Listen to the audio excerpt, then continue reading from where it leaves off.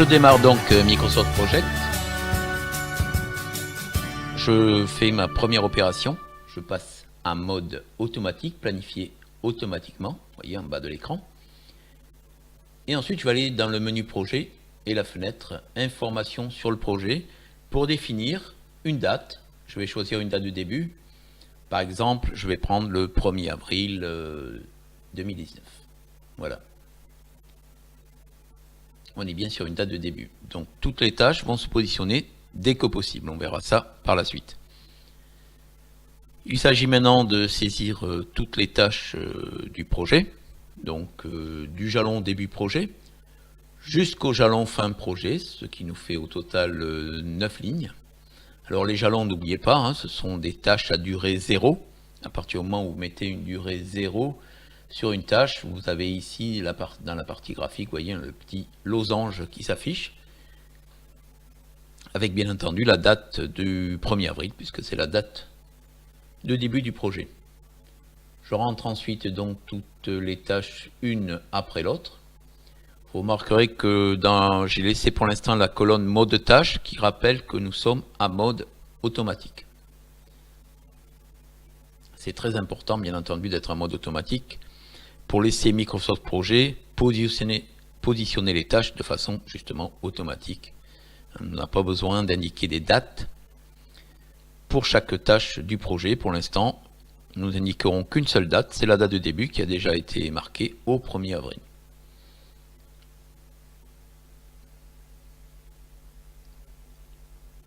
J'en suis à la réalisation de la production du produit, voilà. Ensuite, nous avons les essais, puis la mise en service. Et nous terminerons par un deuxième jalon. Donc le jalon début et le jalon fin vont borner le projet. De cette manière, on est sûr que le projet démarre sur le jalon début projet et se termine sur le jalon fin projet. Nous mettons les durées. Ça sera assez facile. Hein. La plupart des tâches sont à 5 jours, sauf la tâche préparation du site et réalisation du produit qui sont sur 10 jours. Vous remarquez que je ne saisis pas la durée, parce que par défaut, la durée est indiquée en jours. Donc il suffit de saisir le nombre de jours et MS Project en déduit que ce sont des jours. Voilà, vous remarquez que toutes les tâches, absolument toutes, commencent pour l'instant, en tous les cas, le 1er avril. On est bien sur une date de début. Toutes les tâches sont positionnées avec la contrainte dès que possible. Là, je vous montre comment on masque des colonnes. Vous voyez, je n'ai pas besoin des dates de début, dates de fin. Donc, je les sélectionne et avec le clic droit, je choisis masquer la colonne. Bien entendu, ce n'est rien à voir avec la suppression. Hein. C'est simplement, j'affiche des colonnes ou je les masque. On verra tout à l'heure comment insérer de nouvelles colonnes. Je modifie un petit peu ici la police pour que sur la vidéo, on voit un petit peu mieux les tâches. Voilà. Le mode tâche, maintenant... comme je vous l'ai dit, on est bien en mode automatique, donc cette colonne me paraît maintenant inutile. Donc je vais aller la masquer. Toujours avec le clic droit, masquer la colonne, voilà. Bien entendu, je choisis toutes les colonnes utiles et je masque les colonnes qui me paraissent inutiles au moment où je réalise mon planning. Bien entendu, ceci pour laisser le plus de place à la partie graphique sur la partie droite du diagramme de Gantt. Voilà, j'affiche maintenant dans le menu format des options pratiques. Vous avez les tâches critiques par exemple, qui apparaissent maintenant en rouge. Alors pour l'instant, bien sûr, nous n'avons pas de réseau des tâches, pas de planning réel. Donc les tâches critiques en rouge, ben, ce sont simplement les tâches les plus longues du projet. J'ai aussi affiché la tâche récapitulative, voilà, qui fait apparaître une ligne 0, qui porte le nom projet 1, puisque c'est le nom par défaut de mon projet. Vous voyez, cette ligne 0 servira de synthèse à l'ensemble du projet. Vous voyez, on peut fermer le projet sur cette ligne ou l'ouvrir à nouveau comme un groupe de tâches. Je vais faire un premier enregistrement. Je vais garder le nom projet 1 pour ce premier exercice. Tout va bien. Et donc, bien entendu, vous voyez, la durée globale du projet est de 10 jours, mais c'est simplement, bien sûr, parce que la tâche la plus longue dure 10 jours. Voilà, maintenant je vais rentrer donc je vais créer le réseau des tâches en rentrant les prédécesseurs, les contraintes techniques. Je vais en profiter pour ajouter une colonne. Vous voyez, j'ai inséré la colonne successeur qui est le symétrique de prédécesseur. Et on va voir maintenant, bien sûr, la création du planning, simplement en intégrant les contraintes techniques, soit le prédécesseur, soit les successeurs entre les tâches. Alors début projet n'a pas de prédécesseur, bien entendu, et fin projet n'a pas de successeur. Il faut bien commencer à un moment donné le projet et le terminer à un moment donné. Donc c'est les deux seuls champs que j'ai mis en gris qui n'auront pas de valeur. Alors étude générale a comme prédécesseur le début projet. Donc vous voyez, c'est pour ça que j'ai mis le numéro 1, qui est le numéro de la tâche début projet. Audit du site, c'est la même chose. Elle commence dès le début de projet, donc je vais mettre comme prédécesseur le numéro 1, qui est le numéro de la tâche du jalon plutôt début projet. Vous voyez que les successeurs 2, 3 sont indiqués sur la ligne début projet, qui correspondent bien aux deux tâches suivantes, études et audit. Je continue comme ça. Alors l'achat équipement a comme prédécesseur les études générales qui portent le numéro 2 et la préparation du site également a comme prédécesseur les études générales. C'est pour ça que maintenant études générales a deux successeurs, numéro 4 et 5, qui correspondent aux tâches achat, équipement et préparation du site. Pour la réalisation du produit, on continue bien sûr en respectant les contraintes. Donc cette tâche-là a deux prédécesseurs, l'audit du site et l'achat des équipements. Donc là, je indique les deux numéros de tâches en les séparant par le point virgule. Le point virgule, c'est le séparateur standard d'MS Project. Et c'est sur site suit la réalisation du produit. Et vous voyez que chaque fois que je rentre dans le prédécesseur, bien sûr, les successeurs sont mis à jour automatiquement. Ce n'est pas la peine d'indiquer de remplir les deux champs. La mise en service a aussi deux prédécesseurs, la préparation du site et normalement, si je me rappelle bien, les essais. Donc on va mettre le numéro 7, la tâche numéro 7. Et la fin de projet, alors si je regarde ce qui est indiqué dans le cahier des charges, dans le tableau, la fin de projet suit toutes les tâches. Donc quand toutes les tâches sont terminées, on peut réaliser la fin de projet. Mais si on regarde bien, la fin de projet, la seule tâche qui n'a pas de successeur, c'est la mise en service. On le voit aussi bien dans la colonne successeur, on le voit aussi sur le diagramme de Gantt. Donc c'est cette tâche qui va permettre de dire que le projet est terminé. Donc fin de projet a comme prédécesseur la mise en service ou inversement la mise en service a comme successeur la fin de projet. Voilà, nous avons fini la phase planification, l'étape planification. Nous avons créé le réseau des tâches à partir de toutes les contraintes techniques connues.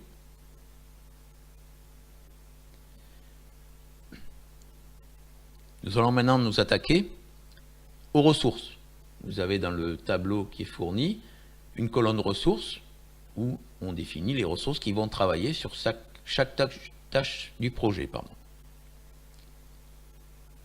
Je profite pour l'instant d'améliorer un petit peu, si vous voulez, tout ce qui est présentation. Par exemple, vous voyez que la partie tableau des tâches sur la gauche du diagramme de Gantt est quadrillée, ce qui facilite la vue de toutes les tâches.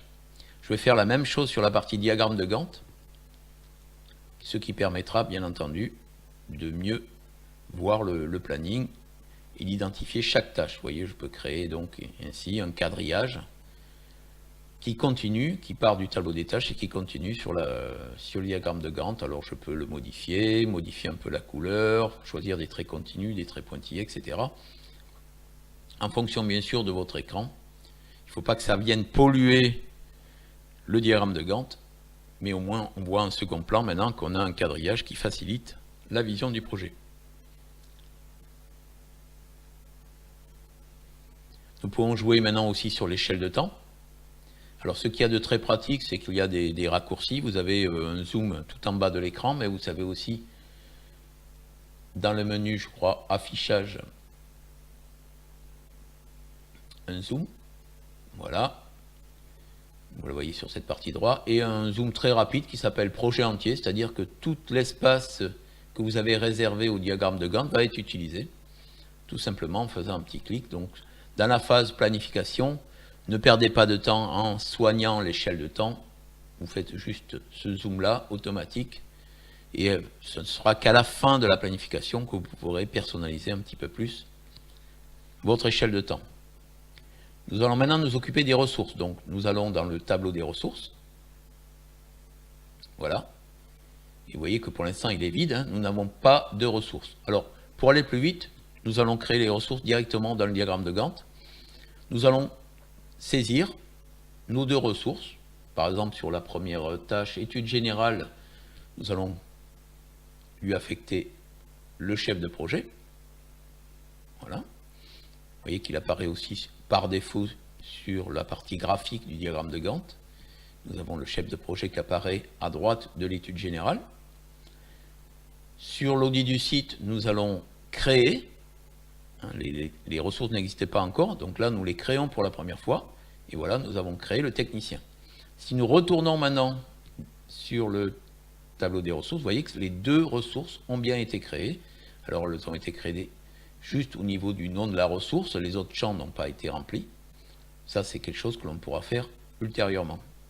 Et maintenant, ces deux ressources existantes, bien, on peut les sélectionner. Ce n'est pas la peine de les saisir à nouveau pour les autres tâches. Donc là, regardez, je utilise la petite flèche, j'ai une list box qui apparaît, et donc je choisis soit le chef de projet, soit le technicien au fur et à mesure, en fonction de l'affectation de mes ressources. Voilà, réalisation du produit, c'est encore le technicien. Les essais sur site, je les ai réservés au chef de projet.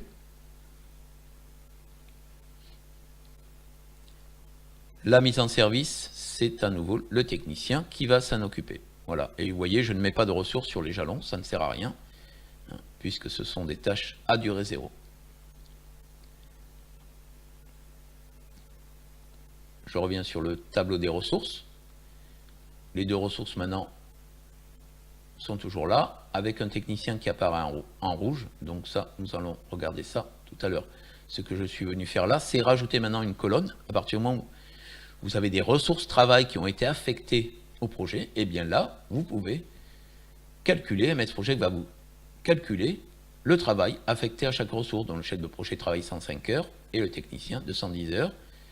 Je vais faire la même chose sur le diagramme de Gantt, où là, bien sûr, je ne vais pas avoir une affectation du travail par ressource, mais par tâche, pour un total donc de 315 heures. Donc aujourd'hui, maintenant, j'ai une durée estimée de mon projet à 30 jours, et j'ai un travail estimé à 315 heures.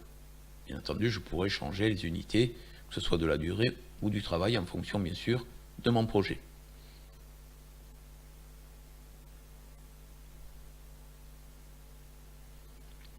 Donc là, j'ai terminé la phase définition et affectation des ressources. Bien entendu, maintenant, il faut mettre au point, voire optimiser le planning. Je me rends compte donc qu'il y a une surutilisation du technicien sur deux tâches, que sont la préparation et la réalisation du produit. Si on regarde sur le diagramme de Gantt, en effet, on voit que ces deux tâches sont un peu en parallèle sur toute une semaine.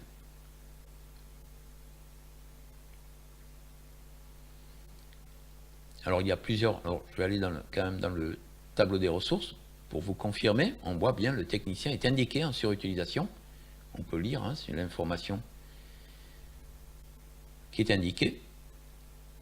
On a même encore une autre possibilité pour voir cette surutilisation, c'est en utilisant le graphe des ressources. Donc là, je suis sur le technicien et vous voyez que vous avez, pendant toute une semaine, le technicien est affecté, on lui a affecté 200% de charge, au lieu des 100% bien sûr recherchés.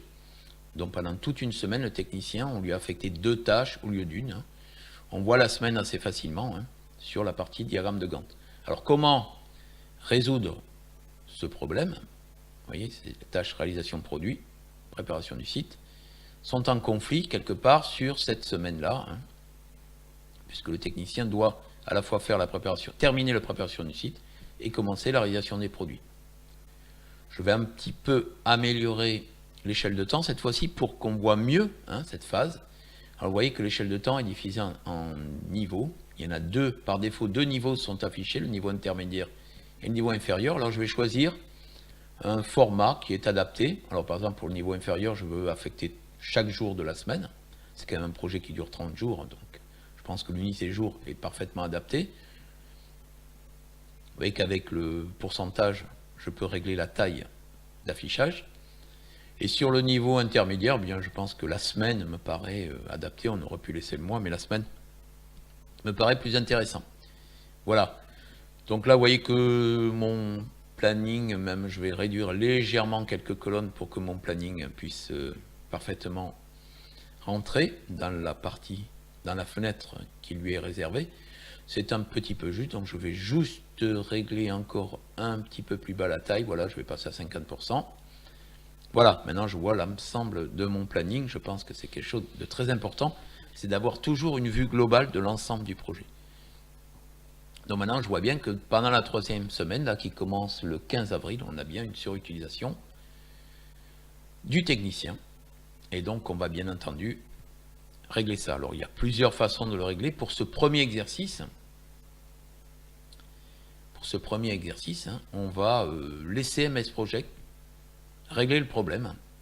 Alors, on voit qu'il y a une surutilisation, mais on voit bien entendu, alors si je calcule bien, dans la 5e semaine du projet, on voit que le technicien n'a pas d'activité.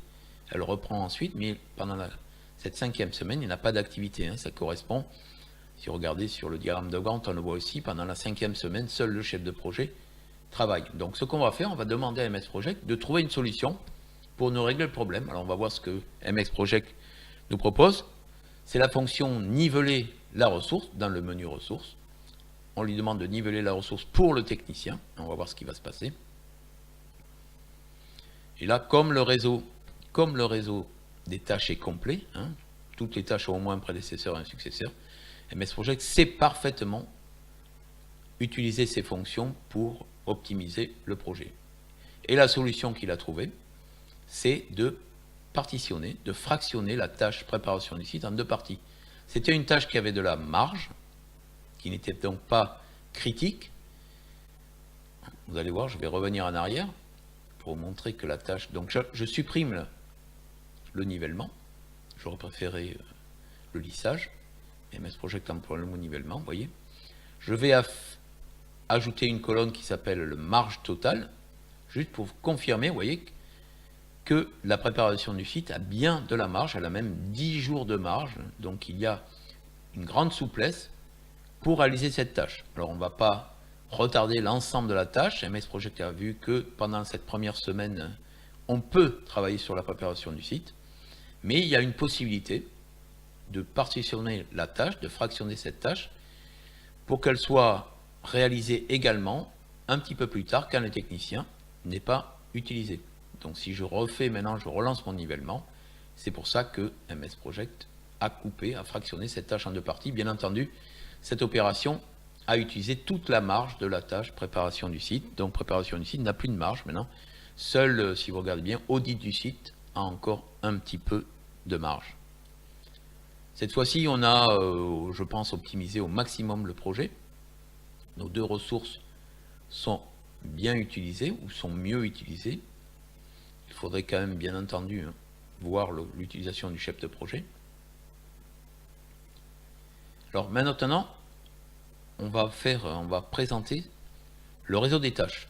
Alors bien sûr, il s'est créé, il existe déjà, mais Microsoft Project, que ce soit en version 2007, 2010, 2013, n'est toujours pas très doué pour présenter un réseau des tâches de façon automatique.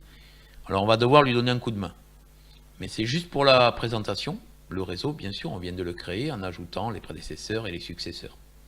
Donc je vais aller dans le menu disposition, dans la fenêtre disposition, et je vais passer, j'appelle, vous voyez, on est en positionnement automatique, on va passer en positionnement manuel. De cette manière, alors je choisis aussi dans le site de liaison des droites, ça améliore un petit peu la lisibilité du réseau des tâches, mais ça c'est un choix personnel. Et à partir du moment où on est en positionnement automatique, eh bien on peut déplacer les pavés et créer, je vais dire améliorer plutôt, la présentation du réseau des tâches. C'est un outil très important aussi, parce que là, on va bien identifier d'abord que le réseau est bien complet. On va confirmer que le réseau des tâches est complet, c'est-à-dire qu'en partant de début de projet, on peut aller jusqu'au jalon fin de projet en passant par toutes les tâches. sans problème. Il n'y a pas de tâche sans successeur, il n'y a pas de tâche sans prédécesseur. Donc on a vraiment un réseau des tâches parfaitement organisé et complet. De cette manière, bien entendu, on va pouvoir identifier le ou les chemins critiques du projet. Je rajoute encore un tout petit peu, je déplace encore un petit peu mes tâches, de manière à bien voir l'ensemble du réseau sur une seule fenêtre sans diminuer le zoom du projet. Voilà, je ne vais pas fignoler pour cet exercice. Voilà, donc on va bien de début projet jusqu'à la fin. Et on voit bien entendu que les tâches en rouge font partie du chemin critique. Alors on voit qu'il y a plusieurs chemins sur ce projet. Il y en a en réalité 3. Et sur les 3, il y en a 2 qui sont critiques. Vous voyez en haut, étude générale, préparation du site, mise en service, c'est un chemin critique. Mais il y en avait aussi un deuxième. Là, vous voyez, sur le diagramme de Gantt, on ne voit pas le réseau des tâches. C'est trop. Alors qu'il y a à peine 7 tâches, on n'arrive pas à le voir. Là, bien entendu, sur le réseau des tâches, on le voit parfaitement. C'est le principal avantage de cette présentation. Vous avez 2 fois le même projet, le même planning, mais avec 2 représentations totalement différentes qui viennent finalement se compléter. Vous voyez donc les 2 chemins critiques. Et vous avez un chemin qui passe par l'audit du site qui, lui, n'est pas critique. Donc il y a bien entendu sur ce chemin une certaine marge. Voilà, 5 jours, cette tâche-là. La marge totale de cette tâche-là est de 5 jours, c'est-à-dire que vous avez une certaine souplesse, bien entendu, si c'est nécessaire, pour réaliser cette tâche. Donc là, on a réalisé toutes les étapes de la planification. Alors il nous reste encore quelque chose à voir. Si vous avez remarqué le tableau, nous avons oublié une ressource. Je l'ai fait volontairement, mais nous avons oublié une ressource. Nous nous sommes occupés que des ressources travail. Or, achat équipement a une autre ressource.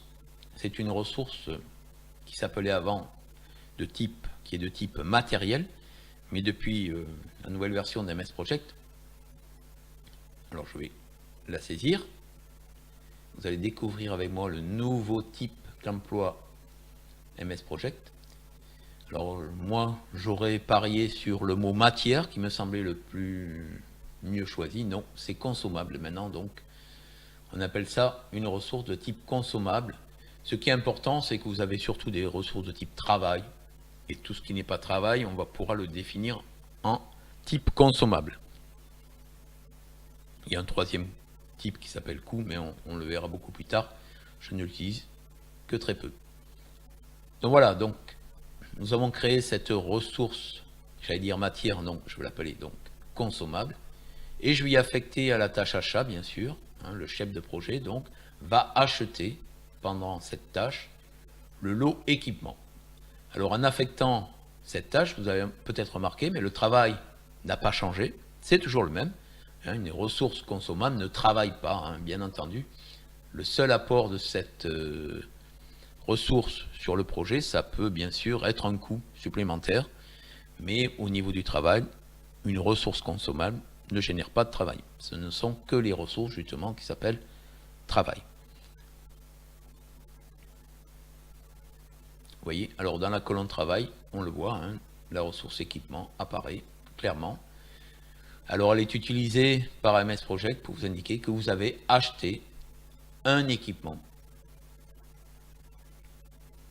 Bien sûr, ça ne s'additionne pas avec le travail du chef de projet ou du technicien. Vous voyez, 105, 210, ça fait bien les 315 heures estimées pour le projet. Et le 1 indique simplement que vous n'avez acheté qu'un lot d'équipement. On aurait pu en acheter beaucoup plus, bien entendu.